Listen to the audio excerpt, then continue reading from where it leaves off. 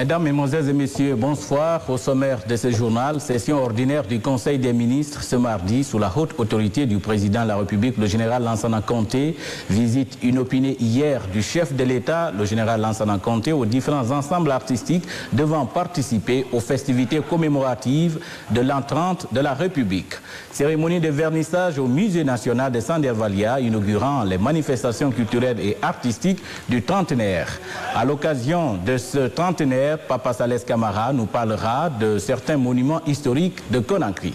Afrique poursuit à Brazzaville ce mardi des négociations tripartites entre Américains, Angolais et Cubains sur l'Angola et la Namibie. Sur le plan international, l'actualité reste naturellement dominée par l'énorme scandale de dopage à Séoul qui a conduit à la disqualification de l'homme le plus rapide du monde, Ben Johnson, athlète canadien. Dans quelques instants, le développement complet du journal.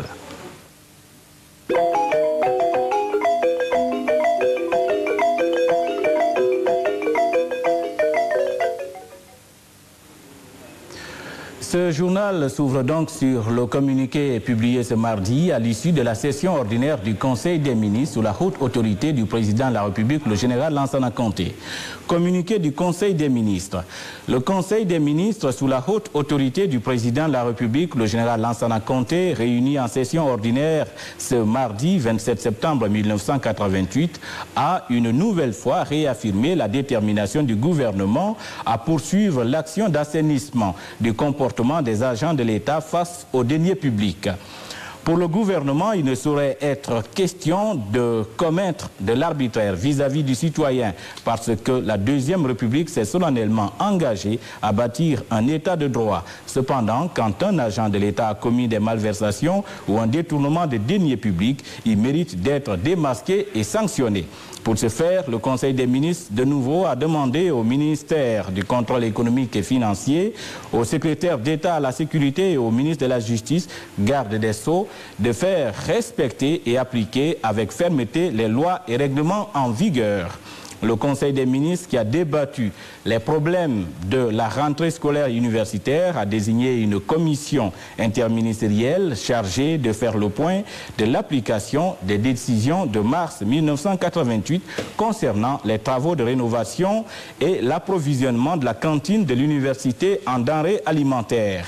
Cette commission, qui s'est rendu à l'université aussitôt après les travaux du Conseil, est composé comme suit: président, commandant Fassine Touré, membre du CMRN, ministre des Transports et des Travaux publics, membre, commandant Jean-Colipé Laman, membre du CMRN, ministre des Affaires sociales et de l'Emploi, commandant Babacar Niaen, membre du CMRN, ministre de la Défense nationale, commandant Henri Tofani, ministre de l'Intérieur et de la Décentralisation, M. Zainoul Abidine Sanoussi, ministre de l'Information, de la Culture et du Tourisme, M. Paté Diallo, ministre de la Santé et de la Population, et M. Kemoko Keita, ministre du Contrôle économique et financier. Le Conseil, avant les communications des ministres de l'Information, de la Culture et du Tourisme, des Ressources naturelles, de l'Énergie et de l'Environnement, des Postes et Télécommunications, de l'Intérieur et de la Décentralisation, de l'Urbanisme et de l'Habitat, du secrétaire d'État à la Sécurité et du ministre des Transports et des Travaux publics, avait entendu, dans le cadre des comptes rendus de mission, le chef de bataillon Fassine Touré, membre du CMRN, qui a conduit à Oslo, en Norvège, la délégation guinéenne aux travaux du conseil d'administration de la société Guinomar. En marge des travaux de ce conseil, le ministre des Transports et des Travaux publics a rencontré les ministres norvégiens des Affaires étrangères et de la coopération internationale, ainsi que les PDG des sociétés norvégiennes opérant en Guinée, avec lesquels il a discuté des possibilités de renforcement et de développement de la coopération entre la Guinée et la Norvège. C'était là le communiqué du Conseil des ministres. Le président de la République, le général Lansana Conté, a rendu hier dans l'après-midi une visite aux artistes programmés pour le trentenaire. Il était accompagné notamment par le ministre de l'Information, de la Culture et du Tourisme, M. Zainoul Abidine Sanoussi. Une visite inopinée, mais qui cependant ne surprend guère quand on sait l'attention particulière que le chef de l'État porte au développement de nos valeurs culturelles. Il s'agissait pour le président de la République d'apprécier sur le terrain les réalités de chaque troupe, de mesurer l'ardeur aux répétitions et d'évaluer le chemin parcouru par les ensembles.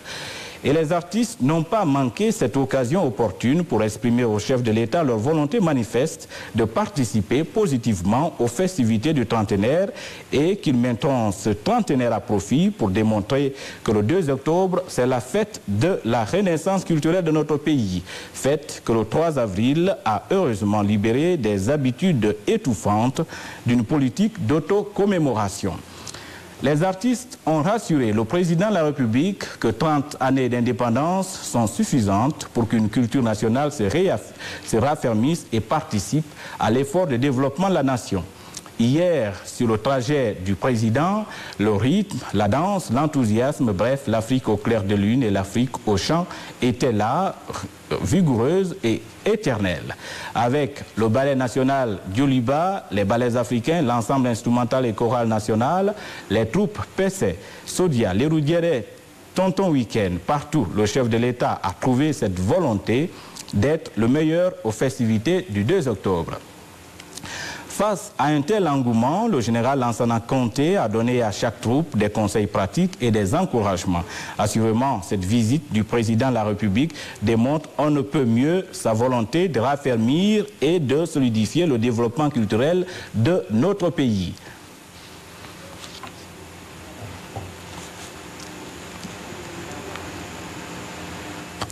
La cérémonie de vernissage de l'exposition inaugurale des festivités artistiques et culturelles du trentenaire de la République a été présidée dimanche au Musée national de Sandervalia par le commandant Abou Kamara, ministre secrétaire permanent du comité militaire de redressement national. La délégation du CMRN et du gouvernement comprenait en outre le ministre de la Défense nationale, commandant Babacar Ndiaye, M. Zainou Labidine Sanoussi, ministre de l'Information, de la Culture et du Tourisme, et M. Bana Sidibé, ministre de l'Urbanisme et de l'Habitat. L'occasion a été opportune pour les artistes et hommes de culture connus ou anonymes de notre pays de faire valoir leur talent pour relever le niveau de notre patrimoine culturel si riche, si divers, dont nous sommes certes aujourd'hui fiers. Le directeur général de la culture, M. Telivel Diallo, dans son souhait de bienvenue, a mis l'accent sur les efforts déployés par le gouvernement de la Deuxième République dans la décentralisation de la création et de la jouissance des arts et de la culture, dans la formation, la protection et la valorisation du patrimoine national à travers la création des institutions nouvelles.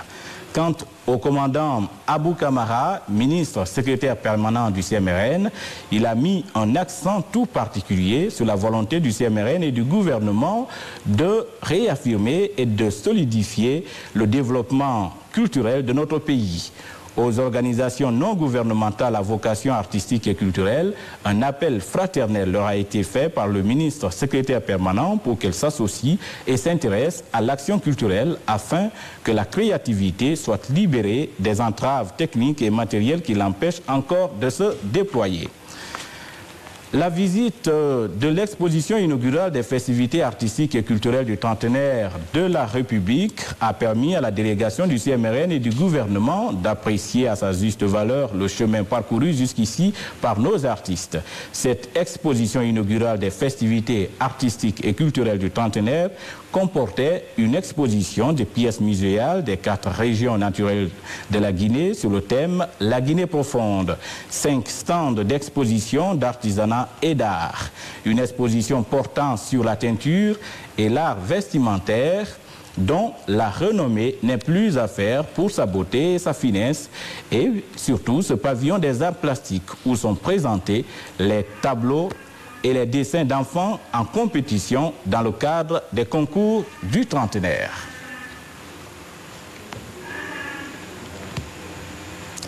Près de 30 ans après l'indépendance de la Guinée, il serait peut-être intéressant de connaître ce qui reste aujourd'hui de l'époque coloniale en République de Guinée. La tâche n'est pas aisée. Papa Salès Camara, dans la perspective du trentenaire, vous invite à la redécouverte de quelques bâtiments et monuments élevés à l'époque où Conakry était le chef-lieu de l'ancienne Guinée française. Reconstitution plutôt approximative du visage de la capitale guinéenne telle qu'elle était 3 décennies auparavant. Suivez. Lorsque 30 années auparavant, la Guinée seule osa dire non à celle qu'on appelait la mère patrie, c'est le monde qui s'en émut. Toutes les autres colonies de l'ancien AOF durent suivre l'exemple, d'où la cascade des indépendances dans les années 60. Voilà comment l'édifice colonial vermoulu et lézardé par le coup de poing administré à partir de Conakry s'effondra. Ceux qui connaissent l'histoire se remémorent encore que cet acte valut à chaque Guinéen vivant alors dans la métropole l'appellation de républicain parmi les Noirs de la France d'outre-mer. Mais la Gaule romaine n'a-t-elle pas cessé d'être romaine un jour pour être gauloise tout court? Il était tout naturel donc que la Guinée française, elle aussi, cessa un jour d'être française pour être guinéenne tout court. La domination étrangère ne peut pas coexister avec la liberté. Alors, 30 années après l'indépendance de la Guinée, qu'est-ce qui reste aujourd'hui de l'époque coloniale en Guinée, ou plutôt à Conakry pour être précis? Beaucoup de choses sans aucun doute. D'abord des hommes. Oui, ces hommes qui ont été les témoins oculaires d'un passé chargé d'événements. Ensuite, des bâtiments et autres monuments, certes muets, mais dont la présence parmi nous ne finira jamais de nous interpeller sur notre histoire coloniale et post-coloniale. C'est justement du côté de quelques-uns de ces bâtiments et monuments que nous allons promener le regard cette fois. En pleine ville à Conakry, un quartier continue de perpétuer la mémoire d'un explorateur français qui vint élire domicile ici après un séjour au Fouta Djallon entre 1880 et 1888. Olivier Comte de Sanderval a habité cette case en dur qu'il construisit lui-même entre 1896 et 1897. Aujourd'hui, Sandervalia abrite le musée national où le visiteur peut admirer et toucher du doigt le buste de l'Almami Samori Touré, l'homme qui, 18 années durant, brandit le sabre contre la pénétration étrangère. À quelques pas de ce héros national, vous avez également la possibilité de voir les statues d'administrateurs coloniaux. Ces statues des gouverneurs Poiret et Ballet, déboulonnés en 1960, avaient été élevées sur certaines places publiques à travers Conakry pour magnifier la conquête coloniale et rendre hommage à ceux qui ont contribué à faire flotter le tricolore français dans le ciel de la Guinée. Non loin de ces vestiges, une autre relique semble nous interroger sur le sort qui lui est réservé. Il s'agit de la tribune Ouenzin Koulibaly. Cette modeste maçonnerie, encore intacte à Lenguebougny, dans le quartier Boulbini, est l'une des toutes premières du genre ayant servi au père fondateur de la nation guinéenne. Aujourd'hui, à celui qui viendrait la regarder, la vieille architecture suggérerait moins un voyage retour dans le temps pour explorer l'époque coloniale qu'une redécouverte en personne des nationalistes qui s'y sont succédés pour préparer la Guinée à dire non à la communauté le 2 octobre 1958. Les murs de la tribune Ouenzin Koulibaly semblent imprégnés de l'âme des octobristes guinéens. Allons maintenant vers la corniche nord à Koronti. Voici le petit bateau, la pointe la plus avancée dans la mer à Conakry. Cette langue de terre aurait servi d'arrière-base durant la Seconde Guerre mondiale. La présence d'épaves de vieux navires de guerre ici semble l'attester. Revenons au centre-ville à Almamia. C'est là que le Conakry Niger a pris le départ en 1908. N'eût été le boom agricole qui s'ensuivit, le Conakry Niger n'aurait pas connu son âge d'or. C'est l'époque de la grande ruée vers l'arrière-pays à la conquête des richesses fabuleuses dont on avait tant entendu parler. Pour y parvenir, la voie ferrée était le meilleur moyen. C'est sur elle qu'on a longtemps vu se bousculer des trains bananiers au port de Conakry au rythme d'au moins 5 convois par jour. le commerce de traite florissant imposa la nécessité pour la mise en place d'un instrument légal favorisant l'épanouissement de cette activité. D'où la naissance de la Chambre de commerce inaugurée le 16 novembre 1938. Le mérite de la Chambre de commerce sous l'administration coloniale est d'avoir eu pour toile de fond une agriculture prospère pour un commerce florissant. Cette prospérité, l'ancienne Chambre de commerce a pu la préserver jusqu'en 1964, date à laquelle elle disparut lorsque la peur, la crainte, le soupçon et la rigueur commencèrent à emboîter le pas sur la raison, l'objectivité et le réalisme dans l'arène politique en Guinée. La disparition de la Chambre de commerce, dont les bureaux se trouvaient ici, fait partie des premières mesures d'accaparement du secteur commercial par l'État. Toujours dans la capitale, nous indexerons l'un des pionniers du cinéma sur l'île Tombo. Le Rialto, qui continue d'être le lieu de rendez-vous de pas mal de Conacrica, a également servi de tribune à de nombreux ténors du nationalisme naissant en Afrique de l'Ouest francophone. Juste en face de la petite salle de cinéma, voici le lycée Château d'Eau.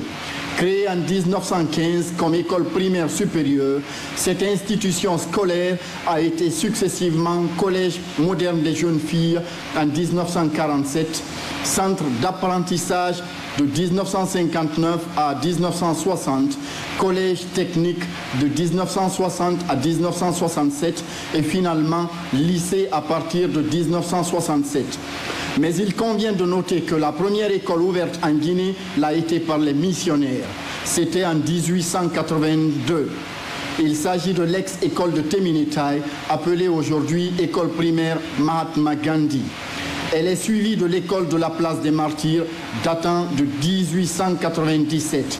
Elle a été une propriété des sœurs de Saint-Joseph de Cluny jusqu'en 1962, date à laquelle elle a été nationalisée. Une autre école que de nombreux cadres continuent de garder en mémoire, c'est bien l'école du Centre.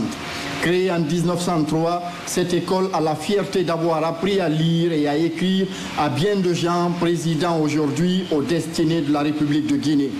L'époque coloniale en Guinée, c'est aussi ce colosse en béton. La paternelle est le plus haut building à Conakry. Mais c'est un building qui s'essouffle chaque jour davantage. Au flanc gauche de cet immeuble s'élance un autre moins haut. Avec ce palais s'estompa progressivement la pratique de la justice rendue sous l'arbre à palabres, selon la sagesse de nos anciens. À quelques mètres du parquet de Conakry, nous irons visiter un dernier monument. Il s'agit de cette cathédrale. Elle est la plus grande de tout le pays et commence la trilogie coloniale aux règles des 3 M. Les missionnaires venus répandre l'évangile, les marchands venus vendre la pacotille, les militaires venus assurer l'annexion de terres déclarées vacantes et sans maître. Dans l'arrière-cour de la cathédrale se dresse sous le feuillage de vieux sapotiers le buste du premier évêque de la Guinée française, pionnier de l'évangélisation de cette partie de l'ancienne AOF. Né en 1876 et mort en 1949, Monseigneur Raymond René Lerouge veille encore sur la maison de Dieu qu'il contribua à édifier. Plus de 50 ans après son inauguration, la cathédrale Sainte-Marie continue de porter l'œil sur la capitale. Cette fois encore, l'occasion sera offerte à la grande religieuse d'être témoin du dépôt de la gerbe de fleurs au monument aux martyrs le 2 octobre prochain. Comme d'habitude, le président de la République apportera la gerbe.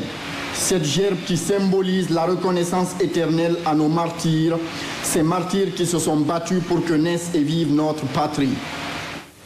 Voilà, restons toujours dans la mouvance de ces festivités du trentenaire pour signaler que pour les historiens, le courage de notre peuple de conquérir l'indépendance en 1958 démontrait une fois de plus la sincérité du combat en des justes luttes pour une cause juste que nos ancêtres ont menée contre l'occupation coloniale. Aucune génération ne voulait être responsable de laisser à sa descendance une Guinée dominée.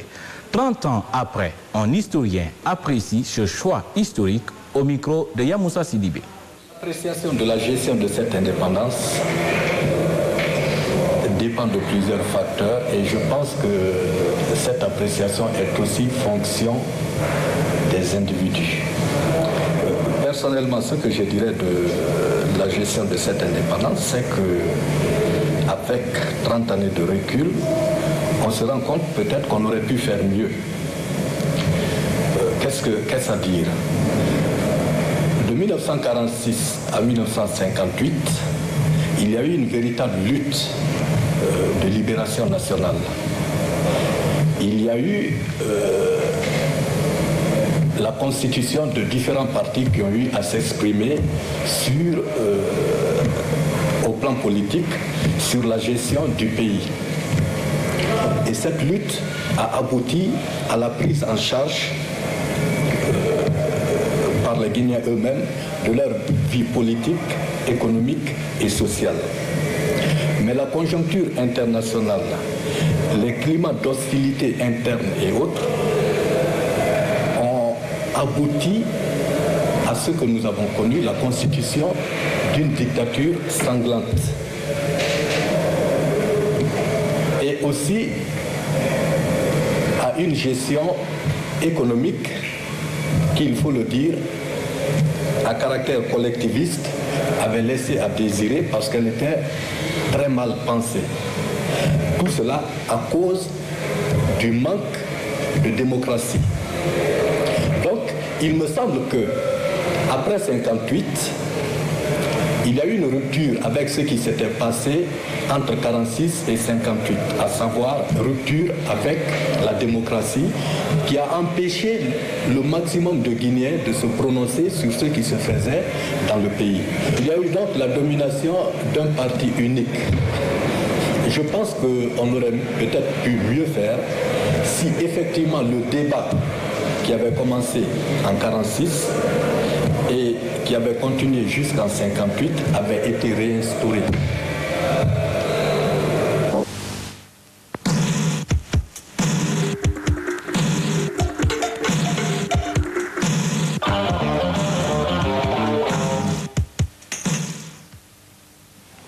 Les discussions tripartites États-Unis, Angola, Cuba sur l'Angola et la Namibie engagées lundi en fin d'après-midi ont repris ce mardi matin à Brazzaville avec des rencontres informelles à l'hôtel où sont hébergées les délégations. Bien qu'aucune information n'ait filtré sur la teneur des discussions, les observateurs estiment qu'elles ont porté sur le calendrier de retrait des forces cubaines d'Angola. Ce mardi après-midi, Américains et Sud-Africains devraient une nouvelle fois se retrouver pour faire le point sur les dernières propositions angolaises en la matière.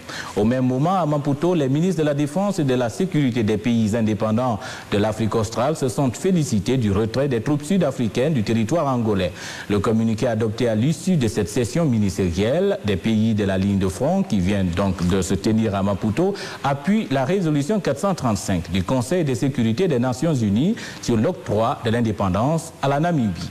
La session a exigé la cessation de toute agression et également d'actes provocateurs vis-à-vis des pays voisins par l'Afrique du Sud.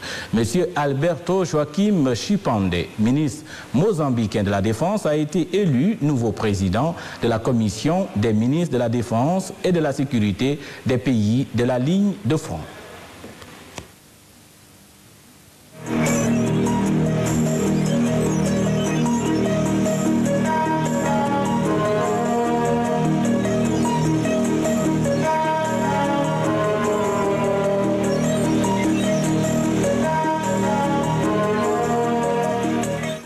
Belgique, procès terroriste à l'honneur avec des charges contre des cellules communistes combattantes proches de Action Directe et de la faction Armée Rouge. À l'appui, 28 attentats. Suivez.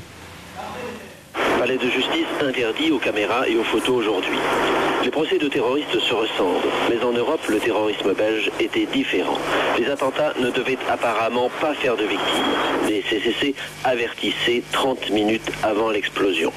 Ils visaient des cibles symboliques, surtout militaires et paramilitaires. Les cellules communistes combattantes belges étaient en liaison étroite avec Action Directe et la fraction Armée Rouge. Leur chef, Pierre Carrette, partageait le butin de ces hold-up avec Jean-Marc Rouillon et Nathalie Ménigon. D'octobre 1984 à décembre 1985, 28 attentats qui ont fait 2 morts, 2 pompiers qui n'avaient pas pris l'avertissement des CCC au sérieux et plusieurs blessés. Mais les masses populaires belges ne se sont pas soulevées comme l'espéraient les 4 hommes et 2 femmes jugés depuis ce matin. Les hooligans du Heysel prendront leur place dans 3 semaines. Des déchets toxiques dans des avions de ligne. Ce n'est pas de la fiction, c'est bien sur la ligne Toronto-Londres et la mèche vendue par un porte-parole de la compagnie Air Canada. Une révélation qui remet sur le tapis le problème de l'élimination des déchets toxiques. Dans l'espace, vous ne vous en doutiez pas, mais regardez. C'est un porte-parole de la compagnie aérienne Air Canada qui a vendu la mèche. En novembre 87 et juin 88, 27 tonnes de déchets toxiques, en l'occurrence du pyralène, ont été transportées en 3 chargements à bord de Boeing 747, assurant la liaison régulière entre Toronto et Londres. Les passagers n'en étaient pas avertis. Selon ce porte-parole, les déchets ont été transportés dans le strict respect des règles internationales et ensuite brûlés dans des incinérateurs au sud du pays de Galles. Mais la nouvelle a fait l'effet d'une bombe en Angleterre. Ces dernières semaines, l'errance de nombreux navires rejetés de port en port, dont le fameux Karen B, a suscité de nombreuses réactions dans l'opinion publique. Terry Dix, un député conservateur, a demandé à Mme Thatcher que des sanctions soient prises à l'encontre de la compagnie Air Canada. Une révélation qui pose une fois de plus le problème de l'élimination des déchets toxiques. Revenons maintenant à l'événement du jour. Énorme scandale de dopage aux 24e Olympiades de Séoul. L'homme le plus rapide du monde, le Canadien Ben Johnson, s'était dopé pour sa brillante victoire du samedi. Des échantillons d'urine ont implacablement établi la vérité. Il avait donc triché pour battre son propre record. À l'unanimité, le comité olympique international a disqualifié la nuit dernière le Canadien. Sa médaille d'or lui a été retirée. Il perd aussi son record. Et Carl Lewis, l'Américain, l'homme de Los Angeles, il y a 4 ans, remonte sur le podium, numéro 1 mondial du 100 mètres. Le point dans ce document. Donc triché. Le héros, la fusée du 100 mètres olympique était dopée et le fantastique vainqueur de samedi est un tricheur. Contrôlé comme tous les médaillés après la course, on a trouvé dans ses urines des résidus d'un stéroïde anabolisant du type stanozolol, un produit qui densifie les masses musculaires utilisées notamment dans les cas de rachitisme. Ainsi, l'homme qui va répondre aux journalistes sait que sa victoire n'est pas simplement due à son entraînement. La commission médicale du CIO a émis une recommandation ce matin à la commission exécutive qui a entériné cette décision qui vise donc à la disqualification de Ben Johnson au retrait de la médaille d'or. Jean-Guy Ouellet, le président de la Fédération canadienne d'athlétisme, ne comprend pas. Je connais Ben Johnson depuis longtemps. Comme j'ai dit tout à l'heure, il a été testé à maintes reprises. S'il avait eu à être dopé, je pense qu'on s'en serait aperçu avant. Moi, je reste à dire que Ben Johnson a été totalement dépassé lorsqu'on lui a appris la nouvelle. L'expertise est pourtant formelle. Johnson savait ce qu'il faisait en prenant de tels produits. Il est assez clair de l'analyse des données que cet athlète a interrompu un régime posologique à dose fréquente il y a quelques jours ou quelques semaines. Ben Johnson a quitté Séoul ce matin à 10h50, heure locale, à bord du vol 026 de la Korean Airlines à destination de New York, dans une mêlée indescriptible. Pour lui, cette journée marque sans doute la fin de sa carrière. Carl Lewis, lui, avait pourtant abattu toutes les cartes de son jeu, du moins le pensait-on. Lui restait un atout-mètre, il ne s'était pas dopé. Aujourd'hui, il est de nouveau, comme il y a 4 ans, à Los Angeles, le nouveau champion olympique. Pour être complet, je vous propose un portrait de cet athlète canadien hors du commun, d'origine jamaïcaine. Ben Johnson, l'homme à la musculature impressionnante. Regardez. La chose la plus importante pour moi, c'est la médaille d'or olympique. C'est ce que je veux. Quoi qu'il m'en coûte, ce qui arrivera ensuite m'est égal. Du moment que je gagne la médaille, je suis là, uniquement pour ça. Cette volonté de gagner, d'être le meilleur, est née le jour de la finale du 100 mètres des Jeux de 84. Johnson termine 3e derrière Grady et surtout Carl Lewis, le roi des Jeux de Los Angeles, celui qui allait devenir l'homme à battre à n'importe quel prix. Une motivation de plus pour cet immigré jamaïcain qui a mené une existence plus que modeste dans la banlieue de Toronto. Suivi de très près par Charlie Francis, son entraîneur, Johnson entame une progression fulgurante. Travail de musculation énorme auquel s'ajoutent des séances d'électrostimulation mais aussi un traitement médical permanent sur les conseils d'un endocrinologue dont il ne se sépare plus. Une préparation scientifique qui aboutit au record du monde et au titre devant Carl Lewis. La première revanche de Ben Johnson, un athlète transformé à la musculature déjà impressionnante. Les sponsors affluent et lui donnent accès à une plus grande aisance financière. Johnson sort du ghetto de son enfance. Symbole de son nouveau statut social, une maison immense et les voitures de sport dont il a toujours rêvé. Une position de numéro 1 ébranlée en février dernier au meeting de Tokyo. Johnson, blessé, arrête sa préparation. Il ne revient qu'au meeting de Zurich où il s'inclinera face à Lewis.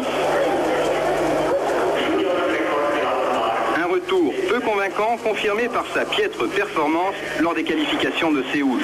Beaucoup de nervosité chez Benoïd, le surnom que certains lui ont donné à cause de sa musculature impressionnante. Pourtant, cette médaille d'or tant convoitée, il l'obtient dans une finale sans doute trop belle pour être vraie. Envoler la médaille 3 jours après l'avoir reçue, envoler la gloire et l'argent. Johnson n'avait pas entendu le serment olympique, il n'avait pas voulu assister à la cérémonie d'ouverture.